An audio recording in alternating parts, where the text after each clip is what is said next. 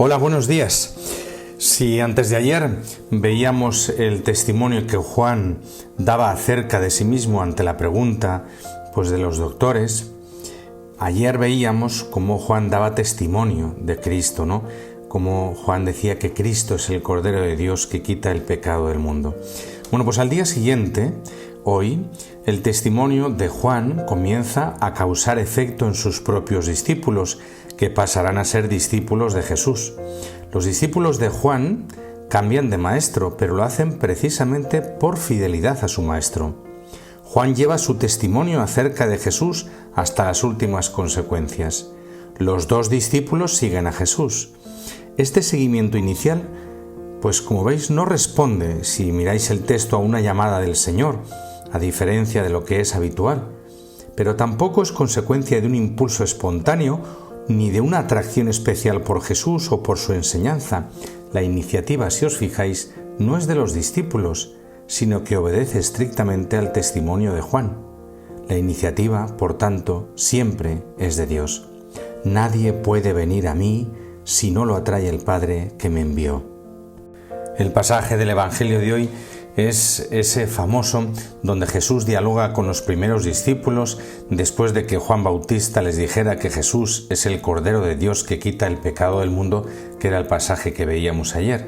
Y estos discípulos eran discípulos de Juan Bautista, y la frase que los envía hacia Jesús es la que os decía: este es el Cordero que quita el pecado del mundo. Y ellos se van detrás, es el Cordero que quita el pecado. Es decir, hay una respuesta implícita.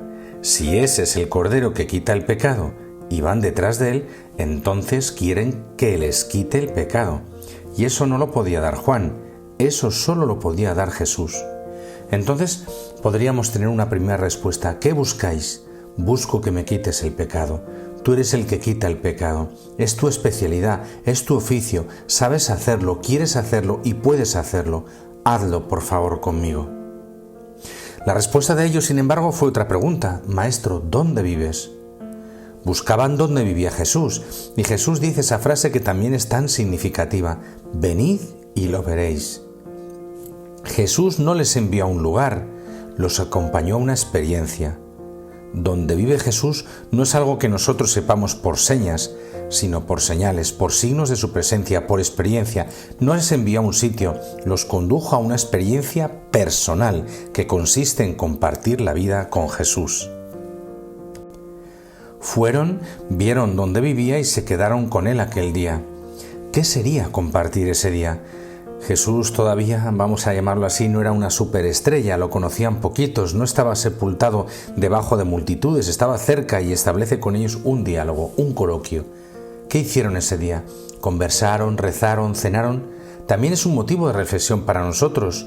Conversar con Jesús, orar con Jesús, cenar con Jesús. Ese fue el día que ellos vivieron, y después de eso Andrés va donde su hermano Simón y le dice: hemos encontrado al Mesías. Eso tenía que sonar como una explosión de gozo. Eso es lo que estaban esperando desde siempre, siglos y siglos. ¿Cómo sería la alegría de Andrés? ¿Cómo sería la fuerza, el gozo, la energía que irradiaban sus palabras? Hemos encontrado al Mesías, sabemos dónde vive, hemos pasado un día con él. Toda la Iglesia, con todo lo que hace, es solamente esta frase: hemos encontrado al Mesías. Por eso rezamos, por eso cantamos, por eso nos arrepentimos y predicamos arrepentimiento, y por eso alabamos y enseñamos a alabar, y por eso atendemos a los pequeños y a los pobres, y por eso soportamos dificultades, por eso resistimos al demonio, por eso buscamos a los que no nos quieren y tenemos paciencia con los que no nos aman. La única explicación, el único amor de la Iglesia es que hemos encontrado al Mesías, hemos pasado un día con él. ¿Cuánto sentirían estos apóstoles? ¿Cuánto sentiría Andrés al poder ver colmada su esperanza, lo que estaba guardando, lo que quería, por fin lo ve? Si nosotros queremos tener una alegría semejante, tenemos que tener un deseo semejante. Solo si tenemos un hambre semejante, el pan del cielo nos va a saber a cielo. Para que el pan del cielo sepa cielo, hay que tener hambre de cielo.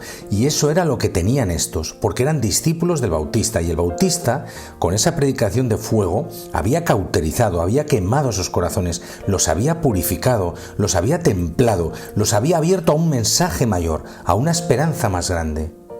Ya estaban listos, tenían un hambre increíble, tenían una sed increíble, anhelaban con todas sus fuerzas al Señor. Y un día, aquel por el cual les llegó el hambre, Juan Bautista, les presenta el alimento. Ahí le tenéis.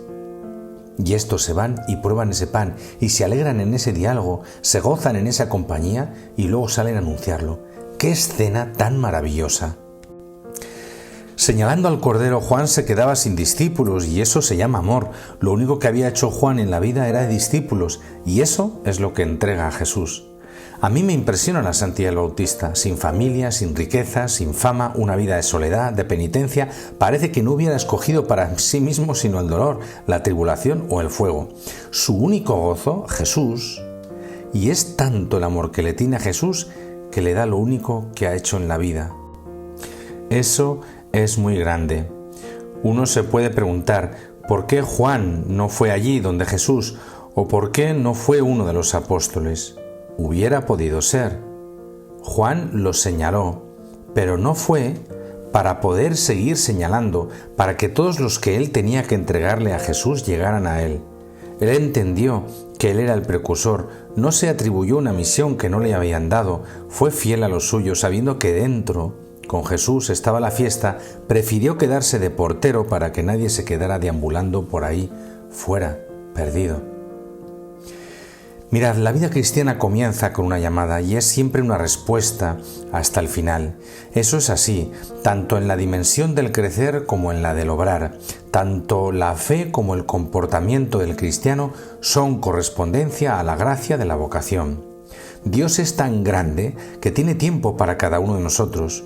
Me conoce, nos conoce a cada uno por su nombre personalmente. Cada uno de nosotros hemos recibido una llamada personal. Creo que debemos meditar muchas veces este misterio. Dios el Señor me llama a mí y me conoce y espera mi respuesta, como esperaba la respuesta de María, como esperaba la respuesta de los apóstoles, como espera la respuesta tuya. Dios me llama, te llama, y este hecho debería impulsarnos a estar atentos a la voz de Dios, atentos a su palabra, a su llamada, a fin de responder, a fin de realizar esta parte de la historia de la salvación para la que me ha llamado a mí. Y así, en el Evangelio de San Juan, pues Jesús, en esa pregunta, ¿qué buscáis?, pues es una pregunta que interpela a lo largo del tiempo y del espacio a todo hombre y mujer que se abre a la vida y busca el camino justo.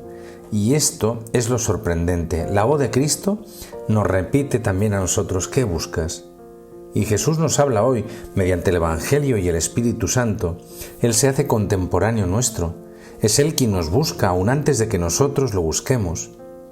Respetando plenamente nuestra libertad, se acerca a cada uno de nosotros y se presenta como la respuesta auténtica y decisiva a ese anhelo que anida en nuestro ser, al deseo de una vida que vale no la pena, sino la vida ser vivida. Dejemos que nos tomen de la mano, dejemos que entre cada vez más como amigo y compañero de camino, ofrezcámosle nuestra confianza, nunca nos va a desilusionar.